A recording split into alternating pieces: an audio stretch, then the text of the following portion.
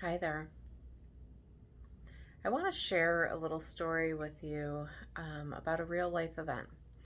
And in this story, there will be some things discussed that may be triggering. So I want to give anyone who has a known activation around talking about livestock and what happens to livestock the chance to stop the video.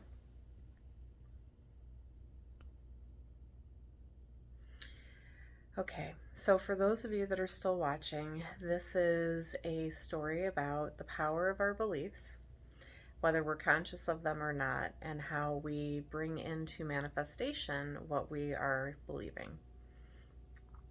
So, to give you a little backstory, last fall a friend reached out to me and said, Hi, I'm going to be working with this local farm.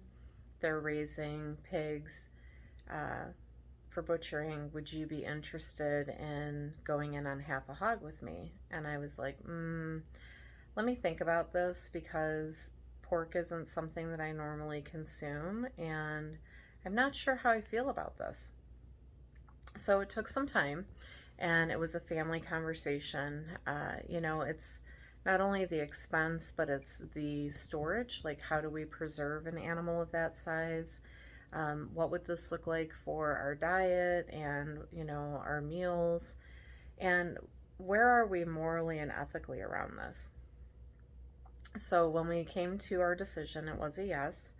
And I reached out to the farm and I asked, how do we go about this? Can you give me details? And the farmer was incredibly helpful.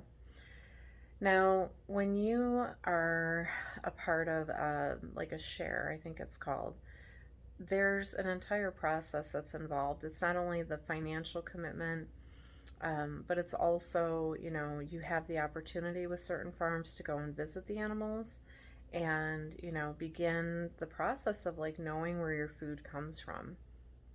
So we went out for a farm visit and met the pigs and was able to give an offering to the pig, which was, something that I've never been able to do when it comes to consuming a meat product. Normally, if I go to the store, it's already been taken care of, and I, pick up a package and come home. And I've never looked into the eyes of the animal. So this was a very different experience right off the rip. So we went, made an offering, connected in a couple times throughout the growing season. And, I received a message that it's time. The pig is going to be going to the processor. If there's anything that you want to do beforehand, now would be your time. So I was able to connect in and say thank you to the pig that was about to be feeding our family, not only for the life that it's lived, but the willingness, right? Because when we went on that farm visit, I directly asked, are you in agreement with this? Are you okay with the way that everything is going to happen? And I didn't, hide anything. I was completely transparent of, you're being raised and cared for to feed our family, as well as the other family that we were in partnership with. And are you okay with that? And I did get a yes. Um, so the day came, and we found out that the pig was going to be processed, and it was really emotional. It was a very, very emotional day. Um, just thinking back to, what life has been like on the farm and, what is about to transpire and how that would feel, you know. Then we got a call from the processor saying, these are your options. This is what happens. This is when it'll be ready. Now, when you go to a grocery store and you see ribs and chops and loins and roast and I think they even have like shoulder steaks, sausages, kielbasa, Italian sausage, breakfast sausage. I mean, there's like so many options, right? But it doesn't work like that when you sponsor the animal because, one, these processing places, they only have so many options of what they can do. It's, costly and it takes more time to do certain processes. So it's pretty simple when it comes to what you're getting. But it's also confusing because it's all at once, and it's not like you can just go and pick up one package of kielbasa and like that's it. No, there's, 20 pounds of this, 30 pounds of that, and it's really like figuring out what is this going to look like for the rest of the year. Okay, so knowing that we were going to be bringing home over 100 pounds of pork, I needed to figure out how am I going to preserve this. And we decided to go the route of a deep freezer. Okay. Now, the whole idea around a deep freezer has not sat well with me because what happens if we lose electricity? Then what do we do? So, in the back of my mind, I've been thinking, like, I'm not so sure that this is the best way to go about this. But I also don't really know how to smoke meats and I'm not sure where to go from here. So, like, step one, step two, step three. So, here we are, final steps. We're picking up the pig, and the pig is coming home and going into the deep freezer. So, that happened last Wednesday, I think it was. And on Sunday, I go downstairs and I'm already in the middle of another project. I'm getting ready to put in like raised beds in the backyard. So I go down in the basement to get something and I notice that the deep freezer is not on. That's unusual. It was working fine for the last couple days and, the several months beforehand because we, got the freezer ahead of time in preparation for this. So I'm thinking, like, how could this be? What would be going on? And I tested the outlet. The outlet worked. I unplugged the deep freezer, waited the allotted time that was noted in the troubleshooting manual, plugged it back in, nothing. Okay, now what do we do? Like, there are hundreds of pounds of meat in this freezer. I am not okay with the, ticking time clock of like, you only have so long before it starts to get warm. So I went online, I watched YouTube videos, like I'm looking all over the place. Is it normal for the light to go out? What do you do if the light goes out? What if you do if it's not on anymore? Like, how do we troubleshoot this? And it's a Sunday, so there's not a lot of places open to assist with this issue, right? I keep my calm. I call Home Depot. I let them know that the chest freezer we bought in September is no longer working. What might be our options? The gentleman, Steve, at Home Depot. If you live in Cleveland and are near Steelyard, this gentleman is like aces. I mean, one of the kindest humans I've met in a very long time. So, if you are in the area and you go to Steelyard, please be sure to stop by and say hello to Steve because he is really, really great. So, Steve is calm, says these are your options. You can bring back the freezer. We're happy to replace it.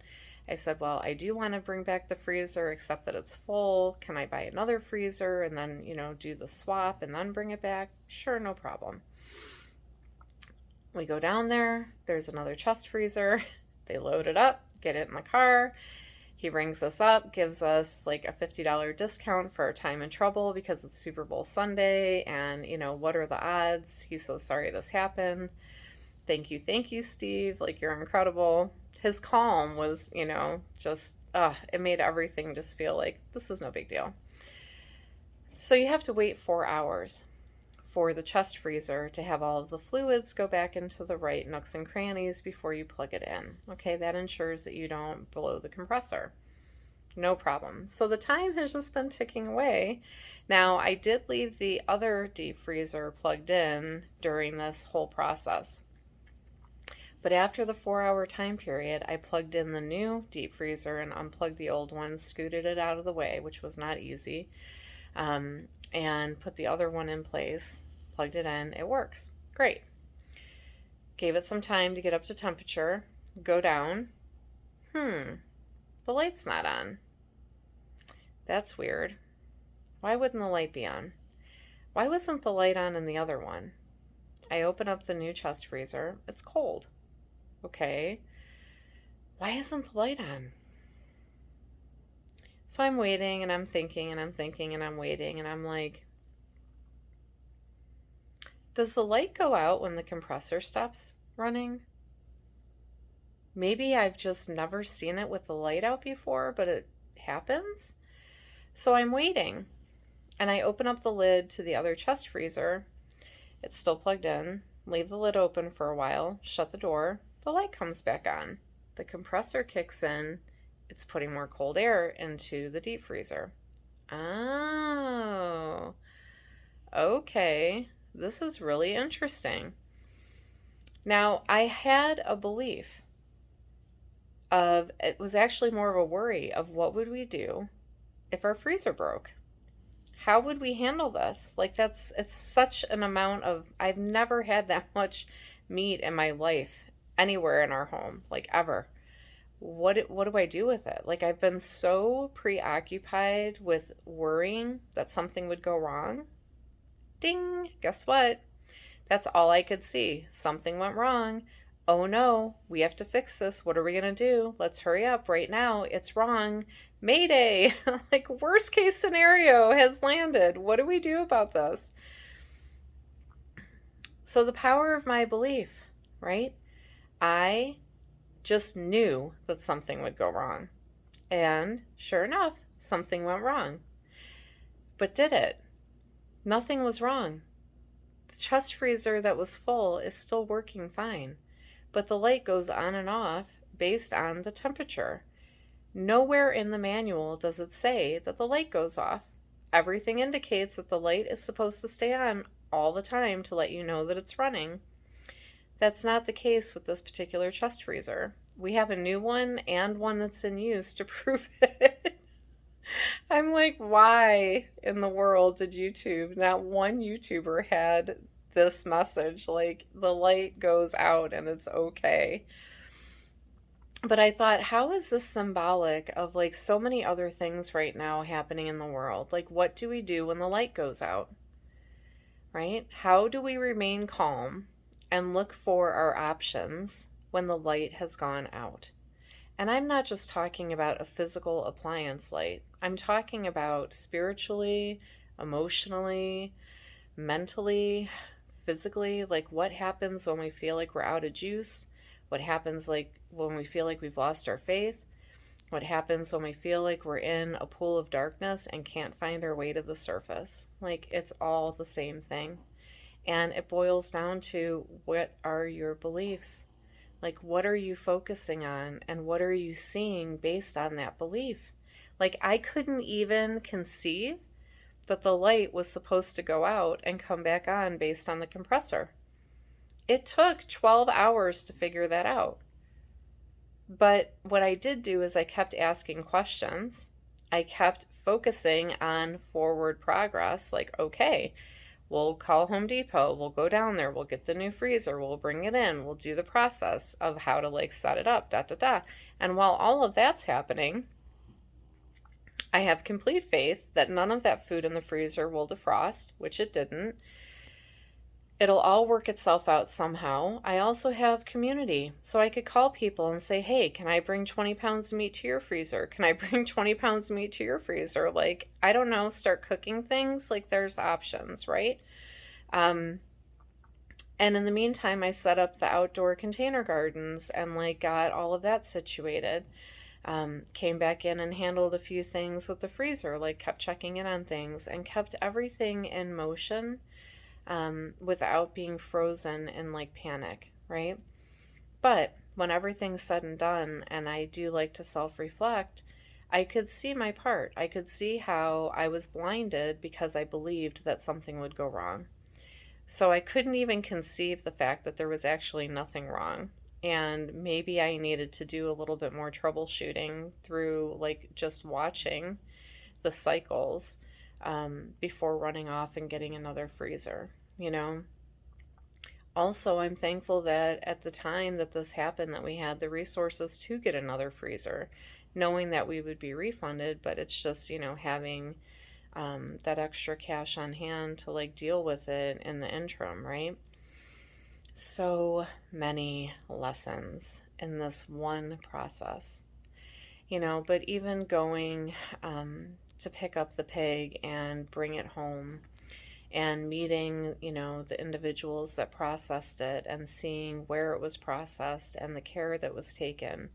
Um, you know, I've never been that close to like not only the freshness of it, but like the conscious consideration of everything. From the farmer that cared for the pigs every single day, multiple times, um, just putting as much love as she could into their care, and then taking them to a place that also cares and puts a lot of love and consideration into everything. It really shows like the way that things feel after eating, um, night and day. Like all of us can feel the difference, and I mean, yes, there's no preservatives, so that's part of it. But there was a lot of love, like a lot of love, and you can feel it. You can definitely feel the vibration of that. So, the power of our beliefs, it's something, it's just one of those things where you don't know you have a blind spot until you are in the blind spot and finding your way back through. So I hope that this video, brings a little bit of comfort if you are experiencing a blind spot moment, a little bit of inspiration if you feel like, okay, there's hope, I'll like find my way through, and a little bit of humor because you know what, we need to laugh at ourselves. Nobody's perfect, and some mistakes are less consequential than others. But it's like being able to look back and go, oh, okay, I can see how that worked itself out. I can see how I participated in that, um, you know, and just like being able to laugh about it a little bit. So, thank you so much for watching. Be well.